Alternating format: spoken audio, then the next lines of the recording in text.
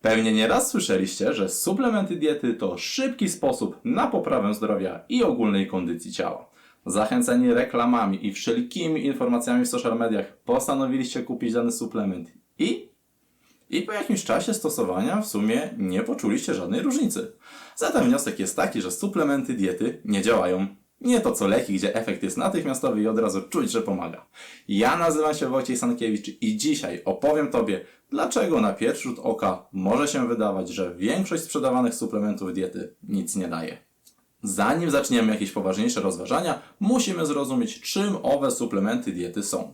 Przytaczając nudną książkową definicję, suplementy diety to środki spożywcze, których celem jest uzupełnienie normalnej diety, będące skoncentrowanym źródłem witamin lub składników mineralnych lub innych substancji wykazujących efekt odżywczy lub inny efekt fizjologiczny.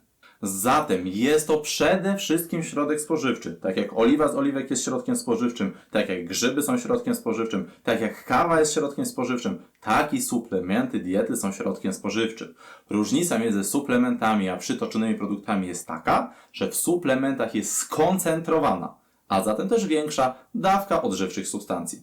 Jednak suplementy diety nie są to żadne syntetyczne substancje wytwarzane w celu konkretnego, celowanego działania na jakąś funkcję organizmu. Wszystkie suplementy diety są niejako pochodnymi substancjami zawartymi w przeróżnych produktach spożywczych. Wiedząc to wszystko, zastanówmy się, pomyślmy logicznie. Przyjmijmy, że jedzenie ryb jest zdrowe. Jemy ryby, bo zawierają korzystne dla zdrowia kwasy omega-3. Pozytywnie wpływają na mózg, poprawiają odporność i ogólnie działają przeciwzapalnie. Czy jesteśmy w stanie subiektywnie odczuć, że odkąd zaczęliśmy jeść ryby, jesteśmy zdrowsi i lepiej myślimy? No raczej trudno będzie o taką obserwację. Ale załóżmy, że byliśmy u lekarza, on zlecił nam zrobić badania cholesterolu i wyszło, że wyniki są złe, bo jest za mało cholesterolu HDL. W tej sytuacji zalecił nam jeść ryby, aby poprawić te wyniki. Czy jeśli raz zjemy na obiad rybę, to nasze wyniki się poprawią? Nie. Czy jeśli raz w tygodniu będziemy jeść rybę, to nasze wyniki się poprawią?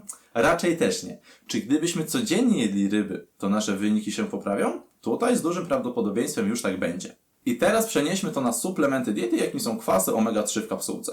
Czy jeśli jesteśmy ogólnie rzecz ujmując zdrowi, uda nam się subiektywnie zauważyć, że odkąd je suplementujemy, to jest jakoś lepiej? No też raczej nie. Ale jeśli mamy problem z cholesterolem chociażby, potwierdzone badaniami krwi i codziennie będziemy suplementować te kwasy jako substytut ryby na obiad, to po czasie zauważymy, że te nasze wyniki będą się poprawiać. Tego typu suplementy działają tak, że ich działania tak de facto nie czujemy, ale w wynikach badań jasno zobaczymy, że jesteśmy dzięki nim zdrowsi.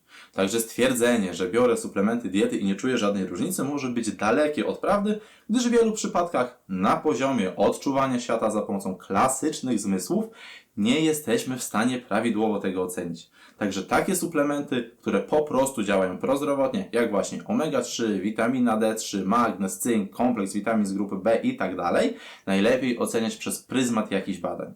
I żeby faktycznie one zadziałały, muszą stanowić część codziennej diety, zatem muszą być brane regularnie i długofalowo. Jednorazowe spożycie, bądź nawet okazjonalne, na zasadzie jak mi się przypomni to wezmę, raczej nie da pozytywnych efektów.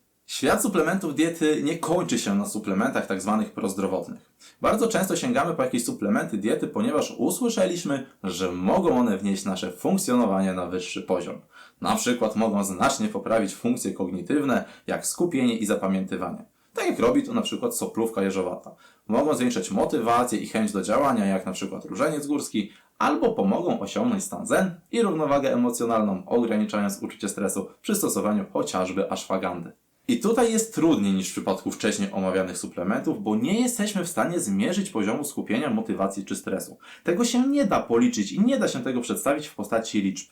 To są już naprawdę bardzo subiektywne odczucia. Jak zatem skontrolować, czy aby na pewno te suplementy będą na nas działać? I tutaj mam swój autorski sposób, który sprawdza się nad wyraz dobrze. Weźmy na tapet chociażby tą ashwagandę, aby go jakoś omówić. Zanim z jakichś powodów zaczniemy stosować ashwagandę, zróbmy przed sobą rachunek sumienia. Weźmy kartkę i zadajmy sobie kilka podstawowych pytań, na przykład jak dobrze się dzisiaj wyspałem, jak bardzo byłem zdenerwowany stojąc w korku w drodze powrotnej do domu, jak dużą presję czułem w stosunku do oczekiwań szefa w pracy, albo jak mocno czuję się zestresowany życiem. I teraz odpowiedzmy na nie stosując skalę od 0 do 5. Czyli jak czuję się zestresowany wszystkim dookoła, oceniam to na 5, jak w ogóle nie czuję stresu i jestem totalnie wyluzowany, oceniam to na 0. Teraz taką kartkę chowamy głęboko w szufladzie na rzeczy niepotrzebne, no ale tak, żeby pamiętać, gdzie ją odłożyliśmy. Po 3 miesiącach suplementowania takiej ashwagandy ponawiamy proces, zadajemy sobie te same pytania, tak samo oceniamy, po czym wyciągamy starą karteczkę i porównujemy wyniki. Jeśli nic się nie zmieniło, możemy z dużym prawdopodobieństwem stwierdzić, że suplement na nas nie zadziałał.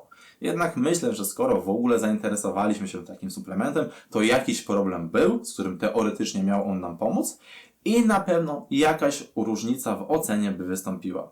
Nie wierzcie mi na słowo, spróbujcie tej metody chociażby w przypadku jednego suplementu. Ważne jest, aby zadać sobie pytania adekwatne do potencjalnego działania danego suplementu i faktycznie przez te 3 miesiące stosować go regularnie.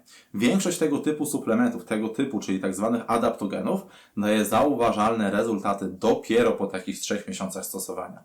Nie liczcie na to, że po tygodniu odnotujecie jakąkolwiek różnicę. Trzeba sobie dać czas, aby wyciągnąć faktyczne, rzetelne wnioski.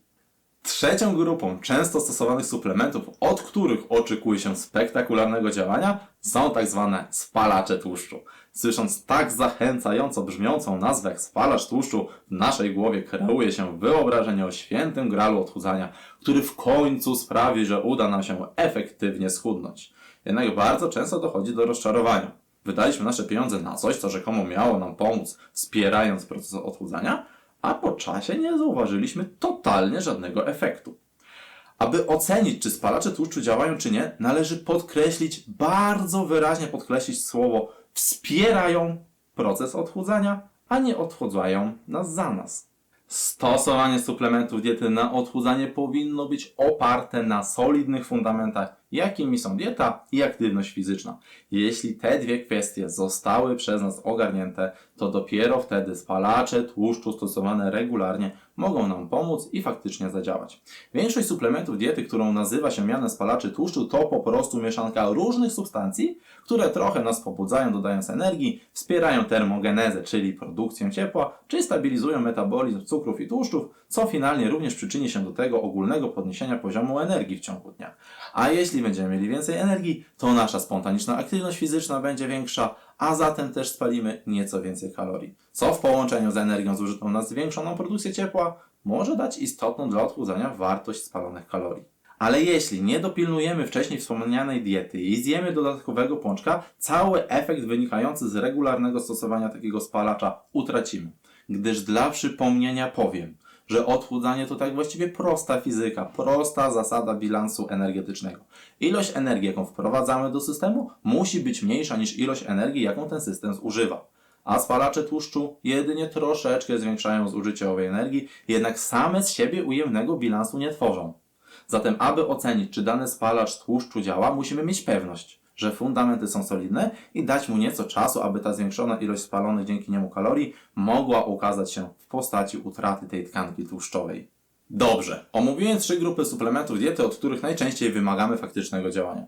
Można by jeszcze poruszyć temat ergogeników i innych suplementów dla sportowców, które wspomagają trening, ale to już sobie zostawmy na inny raz. Podsumowując, aby suplementy diety działały, musimy przede wszystkim zrozumieć, jak one działają i jakiego efektu faktycznie możemy oczekiwać. Drugą kwestią jest to, że suplementy diety jako środek spożywczy o skoncentrowanej ilości substancji odżywczych musi być stosowany regularnie przez jakiś czas. Czas ten z reguły jest określony i przy każdym suplemencie będzie nieco inny. Jednak w przypadku suplementów wspomagających ogólne zdrowie czy tych adaptogenów 3-miesięczne stosowanie powinno dać nam już zauważalne rezultaty. W przypadku spalaczy tłuszczu czas ten zapewne jest krótszy, o ile nie zapomnimy o diecie i aktywności fizycznej. Trzecią rzeczą, zanim zaczniemy opowiadać znajomym i wylewać swoje żale w internecie, że suplementy diety nie działają, zadajmy sobie pytanie, czy jakkolwiek rzetelnie zweryfikowaliśmy efekt ich stosowania, czy opieramy się tylko na swoim wydaje mi się. W przypadku stosowania suplementów na przestrzeni tych 3 miesięcy zmiany zachodzą dość subtelnie i nie jesteśmy w stanie rzetelnie ocenić tej zmiany. To jest jak z odchudzaniem czy budowaniem wysportowanej sylwetki. Robimy swoje miesiącami, wydaje nam się, że efekty są mierne. Ale jak spotkamy po roku naszą ciocię, albo zobaczymy stare rodzinne zdjęcie, to różnica w wyglądzie na pewno będzie zauważalna. Pamiętajmy, że suplementy diety działają inaczej niż większość leków. Suplementy diety wspierają funkcjonowanie naszego ciała, optymalizują je, ale nie wprowadzają, nie aktywują z automatu jakichś funkcji. Kolejny przykład. Mając gorączkę możemy wspierać układ odpornościowy, czyli walkę ciała z chorobą, suplementując na przykład witaminę C lub po prostu wziąć lek przeciwzapalny, który z automatu wyłączy tą gorączkę. I na pierwszy rzut oka druga opcja wydaje się sensowniejsza, bo mamy spektakularny efekt od razu. Ale w przypadku suplementowania witaminy C wspieramy naturalne procesy w naszym ciele. A biorąc taki lek, aktywują się procesy w sposób nienaturalny, co zawsze wiąże się z mniej lub bardziej uciążliwymi skutkami ubocznymi. Zatem pamiętajmy, że suplementy diety działają subtelnie i trzeba do tego tematu podejść bardzo świadomie, aby rzetelnie odpowiedzieć sobie, czy jakiś suplement na nas działa, czy nie. No dobrze, mam nadzieję, że nieco objaśniłem temat ogólnego działania suplementów diety. Podsumowując to podsumowanie, pamiętajmy przede wszystkim, że suplement diety to środek spożywczy, a nie lek. Musi być stosowany regularnie, wedle zaleceń i przede wszystkim musimy rozumieć, jak dany suplement działa, aby wiedzieć, czego faktycznie możemy się po nim spodziewać. Zatem dziękuję za obejrzenie tego filmu do końca. W razie jakichkolwiek pytań w tym temacie, sekcja komentarzy jak zawsze jest do dyspozycji. A tymczasem życzę Tobie miłego dnia i do zobaczenia.